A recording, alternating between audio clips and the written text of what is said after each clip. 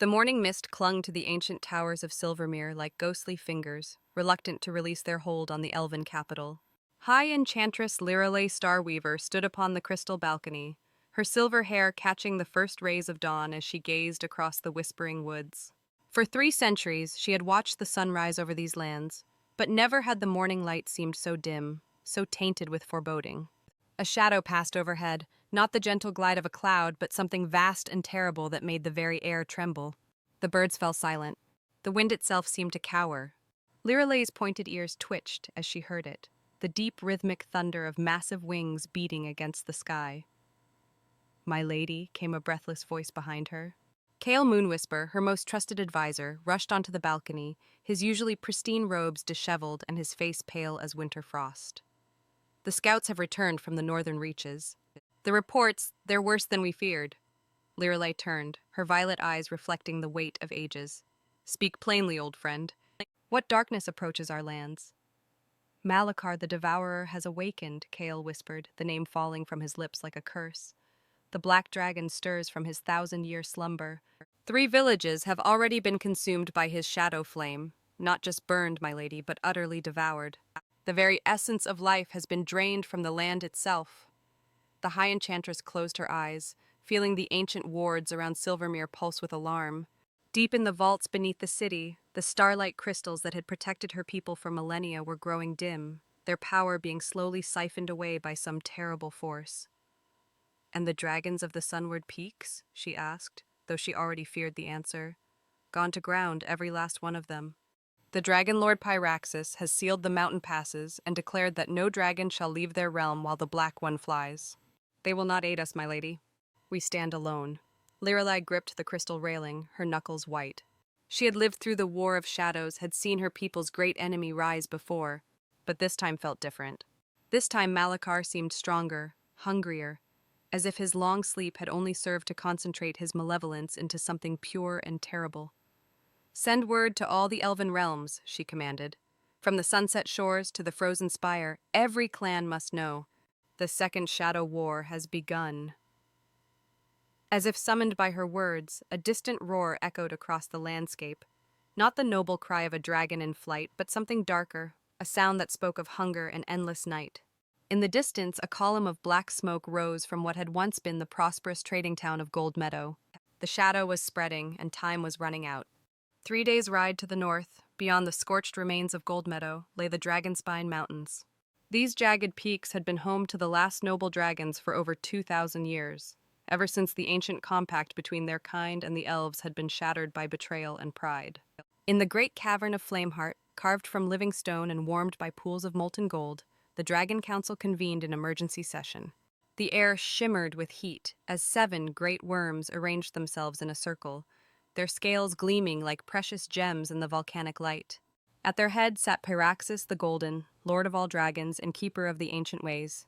His massive form, easily the size of a great sailing ship, was covered in scales that seemed to capture and hold the light of 1,000 suns.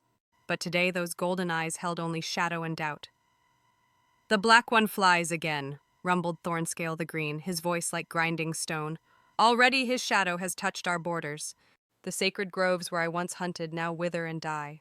We cannot simply hide in our mountains while he devours the world." "And what would you have us do?" hissed Frostbreath the White, ice crystals forming in the air around her muzzle. "Fly to our deaths like fools? You all remember the last time dragons fought alongside the Knife Ears. They betrayed us then, left us to face Malachar's wrath alone while they sealed themselves behind their precious wards." "That was 3 millennia ago!" Thornscale's roar shook the cavern. "The elves who broke faith with us are dust and memory. Would you let pride doom us all?" Pyraxis raised one massive claw, and silence fell. "The White One speaks truth, as does the Green. The old wounds run deep, but deeper still runs our duty to protect these lands. Yet," he paused, his great head turning toward the cavern's entrance where a scout had just arrived. "What news do you bring, young Emberwing?" The copper-scaled dragon, barely past her 1st century and still small enough to walk upright in the cavern, bowed low. "My lord, I bring word from the Whispering Woods. The elves have sent an emissary. She waits at the Sundering Bridge, under a flag of truce." A collective intake of breath echoed through the chamber. The Sundering Bridge, that ancient span of white stone where the compact between their races had been broken so long ago. No elf had set foot there in 1,000 years. This one seeks to speak with you directly, Lord Pyraxis. She claims to bear words that could heal the ancient wound and forge a new alliance against the darkness. Pyraxis considered this, his golden eyes reflecting the dance of flames. Around him, the other dragons stirred restlessly. The very idea of treating with elves again was almost unthinkable, yet.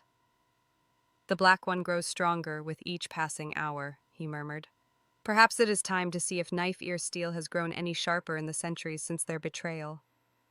The Sundering Bridge stretched across the chasm of echoes like a ribbon of starlight frozen in stone. Once it had been the meeting place of two great peoples, where dragons and elves had planned their first great alliance against the forces of darkness. Now it stood as a monument to broken trust, its pristine white marble stained by the memories of betrayal. Lyralei stood at the bridge's center, her form small and fragile against the vast chasm below. She had come alone, as tradition demanded, carrying nothing but a staff of crystal and the hope that centuries of hatred might finally be set aside. The wind howled through the gorge, carrying whispers of the past, echoes of the last words spoken here in anger and pain. The beat of massive wings announced the Dragon Lord's arrival long before his golden form crested the mountains. Pyraxis descended like a falling star, his landing shaking the ancient stone. He folded his wings and regarded the elven sorceress with eyes that held the wisdom and fury of ages. "So," his voice boomed across the bridge, "the children of Starlight finally remember that dragons exist. Tell me, little elf, what words do you bring that could possibly heal 3,000 years of betrayal?" Lyralei straightened, meeting his gaze without flinching. "I bring the words of one who was there, Dragon Lord. I was present when the compact was made, and I was there when it was broken. I have carried the weight of that failure for 3 millennia, and I will not let pride destroy us all again." Pyraxis's eyes narrowed. Few elves lived long enough to remember the ancient times, and fewer still would admit to their part in the great betrayal. "You were there? Then you remember how your people promised aid, swore by Starlight and Moonbeam to stand with us against Malachar's first rising. And when the battle was at its fiercest, when dragon blood painted the sky red, where were the elven armies?" "Cowering behind their wards," Lyralei admitted, her voice heavy with shame. "Protecting their cities while dragons died for the freedom of all. It was wrong. It was cowardice. And it was folly that has cost us all dearly." The admission hung in the air between them like a bridge of its own. Pyraxis had expected excuses, justifications, the typical elven pride that always placed their own survival above honor. This raw honesty caught him off guard. "The dragons remember, elf child. We remember every scale lost, every flame extinguished, because your people valued their own safety above their sworn word." "As do I," Lyralei replied, "but I also remember what came after. How the survivors of both our peoples retreated into isolation, nursing our wounds and our grudges while evil grew stronger in the darkness. How many villages have burned while we maintained our ancient pride? How many innocents have died because we could not set aside our pain?" She stepped forward, her staff glowing with soft starlight. "I was young then, Pyraxis, barely past my first century. I believed in the righteousness of our cause, but I was naive about the cost. I watched from the walls of Silvermere as dragons fell from the sky like dying stars, and I said nothing when the council voted to seal our borders. That shame has haunted me for 3,000 years. And what of it? Shame does not resurrect the dead." "No," Lyralei agreed, "but it can give meaning to their sacrifice. The elves and dragons who died in that first war, they died believing in something greater than themselves. They died believing that light could triumph over darkness, that two proud peoples could stand together against the void. If we let Malachar succeed now, if we allow our old wounds to blind us to the greater threat, then their sacrifice will have been for nothing."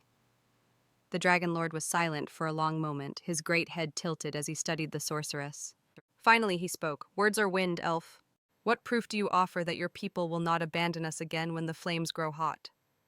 Lyralei raised her staff, and with a whispered incantation, she began to weave a spell unlike any the dragon had ever seen. Light poured from her being, not the cold, distant light of stars, but something warm and alive, tinged with the fire of determination. The magic wrapped around her like a cocoon, and when it faded, she stood transformed. Upon her brow sat a circlet of dragon glass, dark as night but shot through with veins of molten gold. The crown pulsed with power, linking her life force to the ancient draconic magic that flowed through the mountains themselves. The crown of binding, Pyraxis breathed, recognizing the artifact from legend. You have bound your very existence to dragonkind. If we fall, you fall with us. If you fall, Lyralei corrected, I have chosen to fall with you.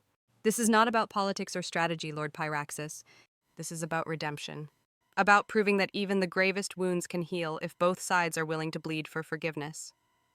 The Dragon Lord stared at her for a long moment, then threw back his great head and laughed, a sound like controlled thunder that echoed across the chasm. Mad! Absolutely mad. To bind yourself to the fate of those you once betrayed. He leaned closer, his golden eyes burning with newfound respect.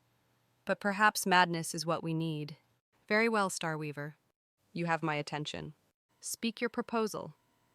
The Great Hall of Flameheart had not seen such a gathering in over a millennium. Dragons perched on ledges carved from living rock, while elven lords stood upon platforms of woven starlight, their ancient enemies now forced to share the same space by the gravity of their situation. The air shimmered with barely contained magic as two proud races struggled to set aside centuries of mistrust. Lyralei stood at the center of the chamber, the crown of binding upon her brow marking her as the link between their peoples. To her right, Pyraxis coiled his massive form around a pillar of volcanic glass, his golden scales reflecting the light of the sacred flames. Around them, the greatest leaders of both races had gathered to hear what might be their last hope. The reports from our scouts paint a grim picture, Lyralei began, her voice magically amplified to reach every corner of the vast hall. Malachar has not simply awakened, he has evolved. His shadow flame no longer merely destroys, it devours the very essence of life itself, growing stronger with each village consumed. A map of crystal light appeared in the air above them, showing the spread of corruption across the northern lands. Black veins of taint stretched like a disease through the countryside, growing thicker with each passing day.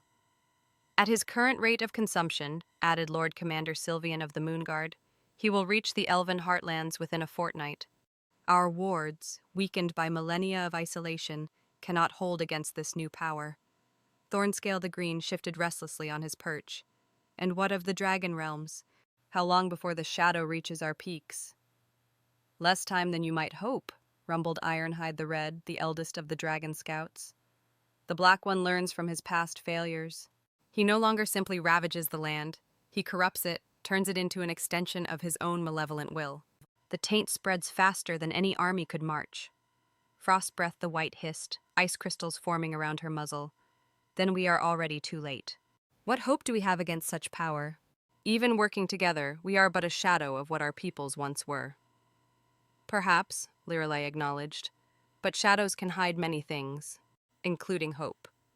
She gestured, and the crystal map shifted, revealing hidden details that made both races gasp in surprise. For 3,000 years, I have been preparing for this day. While you dragons slept in your mountains and we elves hid behind our wards, I have been gathering allies, ancient powers, forgotten magics that were thought lost forever. The map revealed locations scattered across the continent, ancient ruins glowing with soft light, hidden enclaves of power that had somehow escaped notice for centuries. The sunken city of Atlanthel, breathed Elder Moonwhisper, his voice filled with wonder.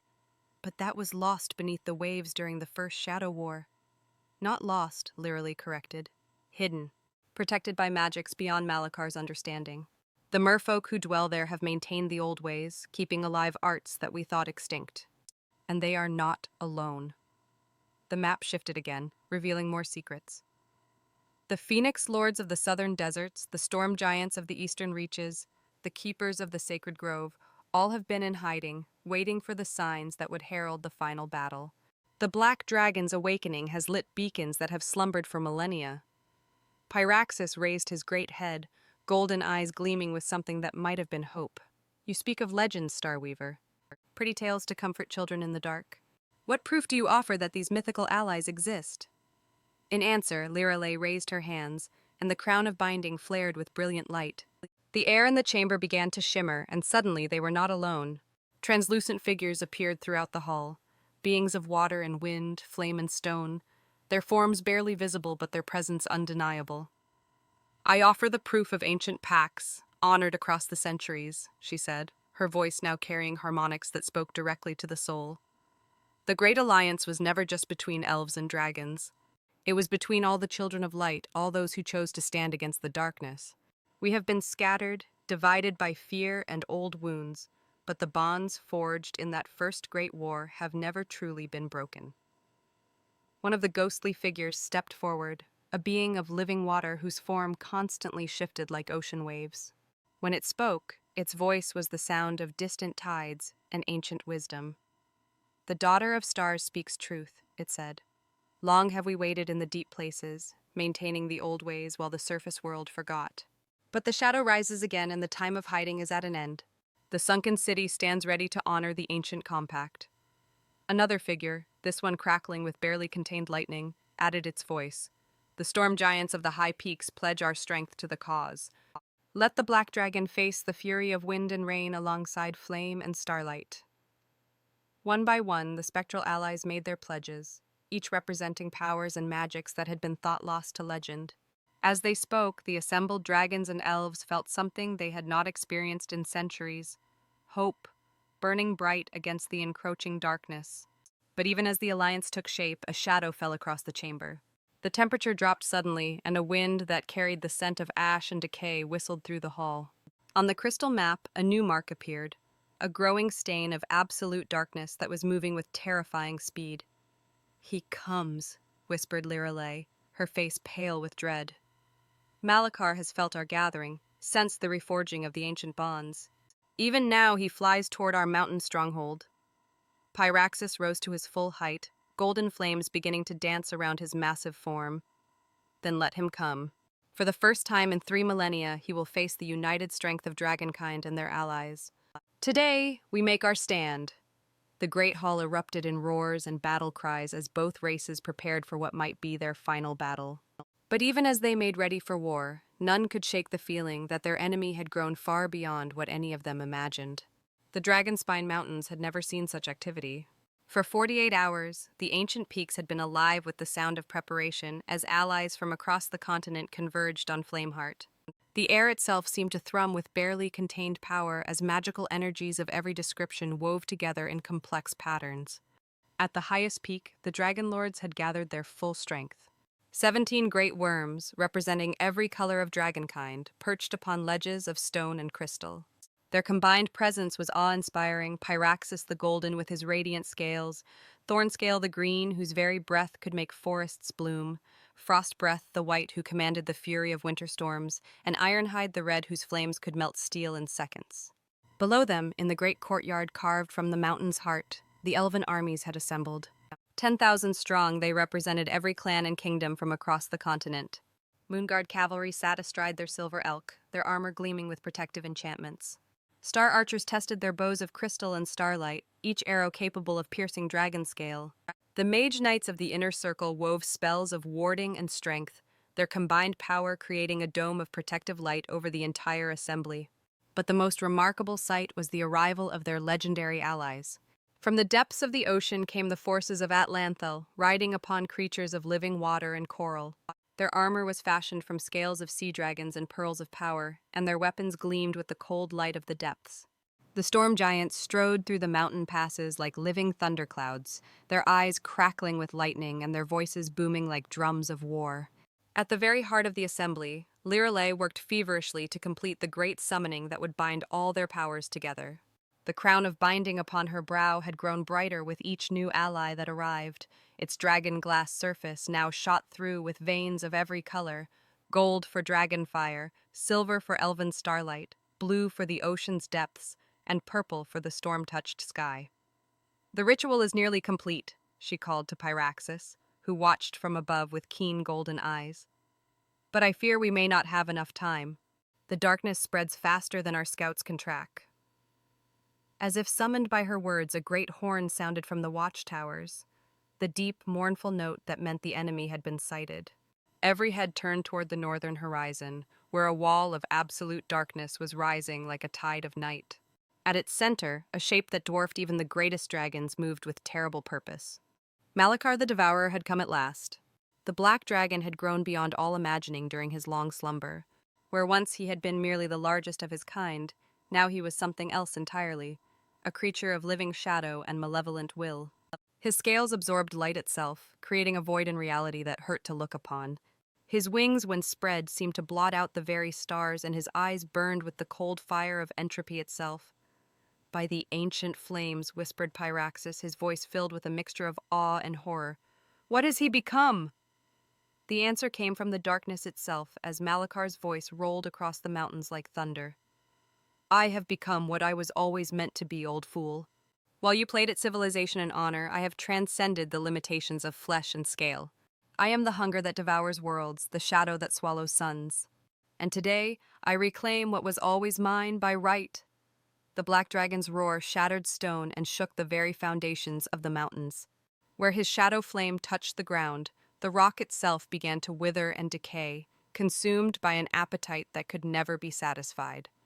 "The Alliance!" Lyralei shouted over the din. "We must complete the binding now before his power grows beyond all measure." At her call, representatives of every allied race stepped forward, their hands joining in an ancient pattern of unity. The crown of binding blazed with light so brilliant it was visible even against the approaching darkness, and power began to flow between the assembled forces like rivers of liquid starlight. For a moment hope blazed as bright as the magical energies surrounding them. The combined might of dragons and elves, storm giants and sea lords, was surely enough to stand against any foe. But as the ritual reached its crescendo, disaster struck. Malachar's shadow flame lanced out like a spear of absolute darkness, striking the heart of the magical formation. The binding wavered, its perfect harmony disrupted by the touch of pure entropy. Several of the lesser participants screamed and fell, their life force drained away in an instant. "The compact is broken!" cried one of the sea lords, his watery form beginning to dissolve. "The shadow consumes the very bonds between us." Panic spread through the ranks as the careful unity of the alliance began to crumble. Ancient fears and prejudices, suppressed by necessity, began to surface again. Some of the elven lords shouted accusations at the dragons, claiming they had led them into a trap. A few of the younger wyrms roared in response, their flames beginning to kindle as old anger flared. "Fools!" Pyraxis thundered, his voice cutting through the chaos. "This is exactly what he wants. Division, fear, the breaking of our bonds. Will you let 3,000 years of pain accomplish what the Black Dragon's power could not?" But his words were nearly lost in the growing pandemonium. The shadow flame was spreading, not just across the physical landscape, but through the very spirits of the defenders. Doubt crept into every heart like poison, whispers of old betrayals and ancient grudges. It was then that Lyralei made a choice that would echo through the ages. Drawing upon every reserve of power she possessed, she shattered the crown of binding, releasing all its stored energy in a single, desperate gambit. The explosion of light drove back the encroaching shadow and restored clarity to the minds of the Alliance, but at a terrible cost. The High Enchantress collapsed, her silver hair now streaked with white, her immortal features suddenly bearing the weight of her great age. The binding that had linked her fate to dragonkind was broken, but in its place something new had been forged, a connection not of magic, but of pure will and determination. "Listen to me," she gasped, her voice somehow carrying to every corner of the assembly despite her weakness. "The old ways have failed us. Magic alone cannot stand against what Malachar has become. But there is another power, older than spell or song, stronger than the bonds of race or realm." She struggled to her feet, supported by Kale Moonwhisper and several of the Dragon Lords. The power of choice. The decision to stand together not because ancient pacts compel us, but because it is right. Because we choose to protect what we love, rather than nurse what we hate. Her words rang out clear and true, cutting through the despair that had begun to take hold. One by one, the defenders of light straightened their shoulders and firmed their resolve. They had come here as separate peoples bound by necessity, but now they stood as something more, a true alliance, forged not in magical compulsion, but in shared determination. "For the light!" cried Pyraxis, his golden flames blazing brighter than ever before. "For the living world!" answered the storm giants, their voices booming like thunder. "For all who would stand against the darkness," shouted the forces of Atlanthel, their watery forms gleaming with renewed purpose. And from 10,000 elven throats came the ancient battle cry, "By starlight and moonglow we shall not yield." The final battle was about to begin. What followed was a battle that would be remembered as long as the stars burned in the sky. The forces of light, united at last in purpose if not in form, met the approaching darkness with a fury born of desperate hope. The sky became a canvas painted in fire and shadow as dragons wheeled and dove, their flames meeting the black dragon's entropic breath in explosions that shook the mountains to their roots. Malachar was a terror beyond description, his massive form moving through the battle like a force of nature. Where his claws raked the stone, the very mountain began to crumble into nothingness. His shadow flame swept across the battlefield in great arcs, consuming everything it touched, not just burning, but actually unmaking it, erasing it from existence itself. Yet for all his terrible power, he faced opponents the like of which had not been seen since the world was young. Pyraxis led the dragon charge, his golden fire burning with the concentrated light of 1,000 suns. Behind him came the other dragon lords, their combined breath weapons creating a rainbow of destruction that lit up the darkened sky. On the ground, the elven armies moved with precision born of centuries of training. The star archers sent volleys of crystal arrows that exploded into nets of binding light, seeking to entangle the black dragon's wings. The Moon Guard cavalry struck at his ground-bound allies, twisted creatures of shadow and bone that had crawled forth from the deepest pits to serve their master. The storm giants strode across the battlefield like living mountains, their massive hands grasping bolts of lightning that they hurled like spears. Where they walked, the very air crackled with electricity, and their war cries shook the stones from the mountainsides. From the flanks came the forces of Atlanthel, their sea dragons breathing torrents of scalding steam, while their riders wielded tridents that could command the very waters of the earth. Geysers erupted from the stone wherever they directed their power, creating barriers of superheated water that even Shadow Flame could not easily penetrate. But despite their united efforts, despite the incredible power they brought to bear, the tide of battle slowly began to turn against them. Malachar was not just fighting, he was learning, adapting, growing stronger with each moment. Every spell cast against him, every flame that touched his scales, seemed only to feed his power. "He's draining our strength," Lyralei shouted from her position atop a crystal spire, her voice barely audible over the din of battle. "Every attack we make only makes him stronger. We're not fighting a dragon anymore, we're fighting a force of pure entropy." It was then that Pyraxis made a terrible realization.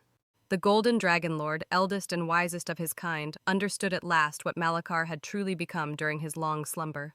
The Black Dragon had transcended the physical realm, becoming something that existed partially outside reality itself.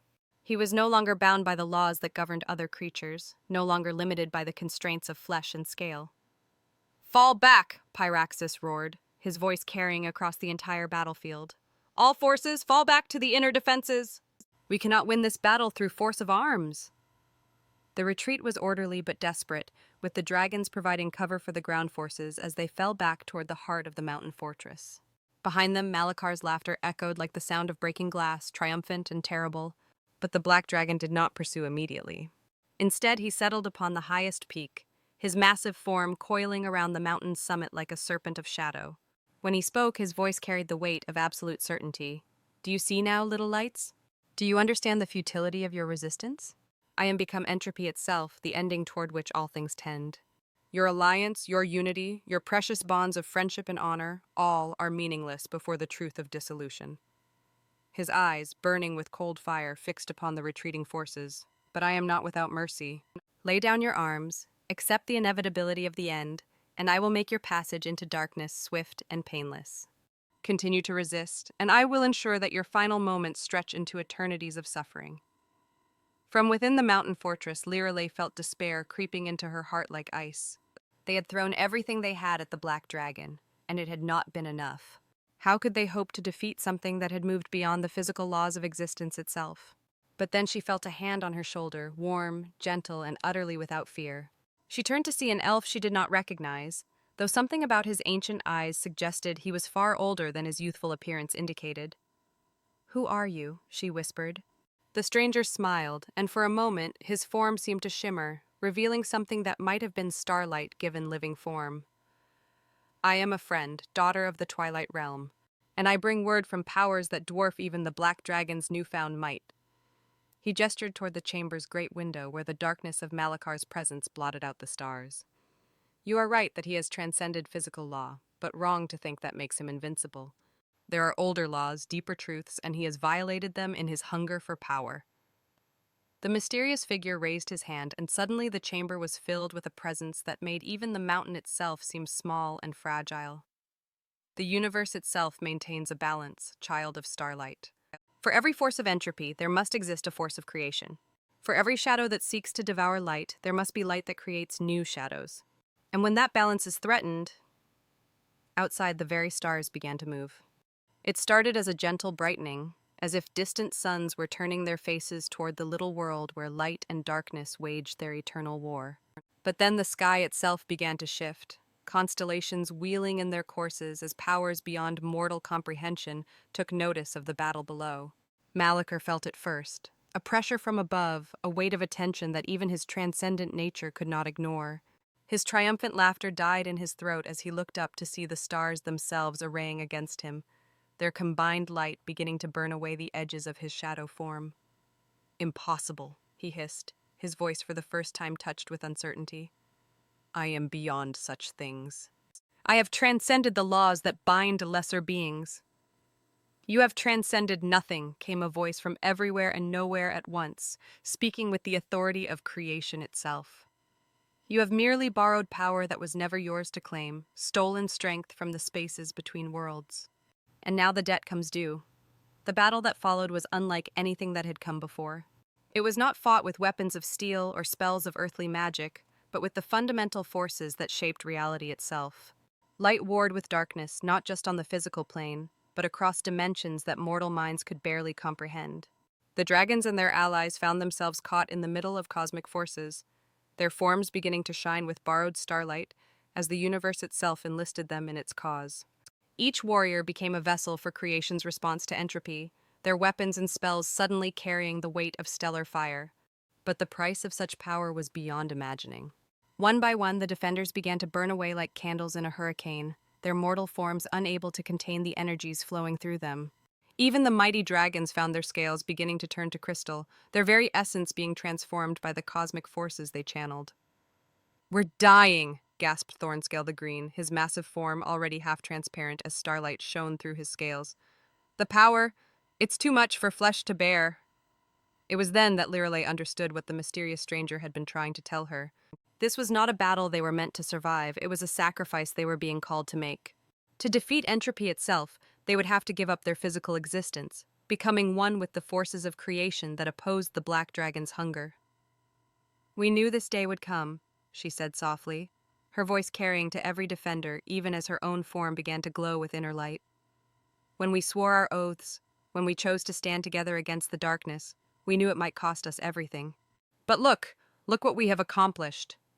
Above them, Malachar writhed in agony as the combined might of the stars burned away his stolen power, layer by layer. His transcendent nature, which had seemed so invincible, was being stripped away by forces that predated his existence by eons. "For 3,000 years, we allowed fear and pride to keep us apart," Lyralei continued, her voice growing stronger even as her body grew more transparent. "But in our final hour, we remembered what it meant to be more than the sum of our parts. Elf and dragon, storm giant and sea lord, all children of the light standing together as one." She turned to Pyraxis, whose golden scales now blazed with the fire of a dying star. "My lord, my friend, my brother in all but blood, are you ready to write the final chapter of our story?" The Dragon Lord's laugh was like the sound of solar winds singing through space. "Ready, little star daughter. Let us show the universe what the Alliance of Light can truly accomplish." Together they reached out to their comrades, and power flowed between them like a river of liquid light. Every defender, from the mightiest dragon to the humblest elven archer, became part of a single, unified force that struck at the heart of entropy itself. The explosion, when it came, was visible from every world that orbited the local sun. For a moment that lasted forever, creation and destruction stood in perfect balance, light and shadow canceling each other out in a display of cosmic beauty that brought tears to the eyes of gods. When the light faded, the Dragonspine Mountains were gone, replaced by a valley of crystal and starlight, where flowers of every color bloomed in eternal spring. At its center stood a monument unlike any other, a spire of living light that reached toward the heavens, carrying within it the essence of every soul who had made the ultimate sacrifice. And in the years that followed, as new generations grew up in a world free from the threat of absolute darkness, they would come to that crystal valley to hear the wind sing the ancient songs. Songs of heroes who chose unity over division, hope over despair, and the light of creation over the hunger of the void. The last alliance of flame and starlight had ended, but its legacy would burn forever in the hearts of all who remembered that even the darkest night must eventually yield to the dawn. 1,000 years had passed since the Battle of Starfall, as the bards had come to call it. The world had healed from the scars of that cosmic confrontation, and new peoples had arisen to take the place of those who had given their lives to preserve the light. Yet in the Crystal Valley that marked the site of the great sacrifice, time seemed to flow differently. A young human girl, no more than 10 years old, knelt beside one of the singing flowers that grew throughout the Eternal Garden. Her name was Arya, and she was descended from refugees who had fled the northern lands during Malachar's brief reign of terror. Now she served as one of the keepers of memory, those charged with maintaining the stories of the Great Alliance. "Tell me again about the dragons," she whispered to the flower, its crystalline petals chiming softly in response to her voice. "Tell me about the elves who learned to set aside their pride." The wind stirred through the garden, and for a moment the air shimmered with half-seen forms. A golden dragon soaring through memory clouds, an elven sorceress whose silver hair caught light that no longer fell on mortal shores, storm giants striding through dreams of thunder, and sea lords whose laughter bubbled up from springs of crystal water. They were not perfect, the wind seemed to whisper, carrying voices that spoke in harmonies no earthly throat could produce. They made mistakes, harbored grudges, allowed fear to divide them when they should have stood together. But in the end, when it mattered most, they chose to be better than their nature demanded. Arya nodded solemnly, understanding even at her young age that she was witness to something beyond the ordinary world. And their sacrifice saved everything?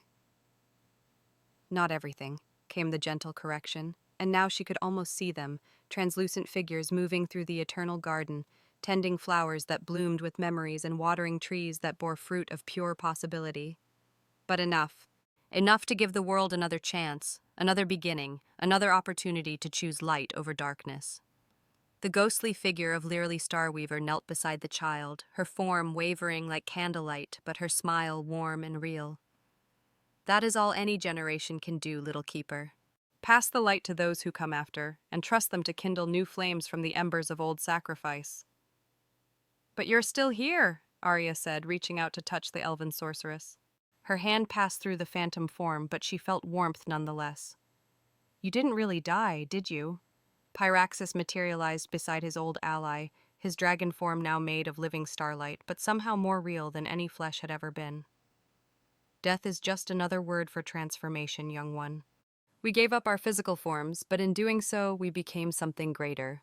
We became the promise that light will always rise to meet the darkness, that hope will always kindle in the hearts of those who choose to believe."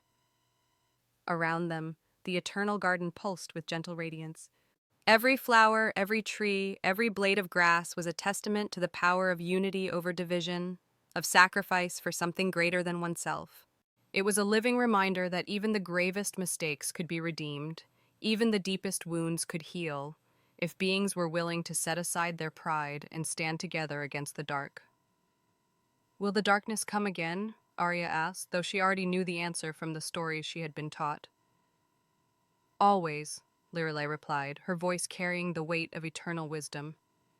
"In new forms, wearing new faces, but always seeking to divide what should be united, to turn hope into despair. But it will also always find those willing to stand against it, to forge new alliances and kindle new lights." The child nodded, understanding her role in the great cycle. She was one of the keepers, charged with remembering the old stories and preparing for the new ones that would inevitably come. One day, she too might be called upon to make the hard choice between safety and sacrifice, between the comfort of isolation and the risk of reaching out to former enemies. But for now, she was content to sit in the eternal garden, listening to the songs of heroes past and dreaming of the heroes yet to come. Above her, the monument of living light reached toward stars that had rearranged themselves into new patterns of beauty, a cosmic reminder that even the greatest sacrifices could bloom into something wonderful. And in the whisper of wind through crystal flowers, in the chime of starlight bells, and the murmur of memory streams, the voices of the Great Alliance sang on, a eternal chorus of light calling to light, unity answering unity across all the ages of the world. The last alliance of flame and starlight had ended, but its spirit would endure forever, waiting to kindle new fires in the hearts of all who chose to believe that together they could face any darkness the universe might bring.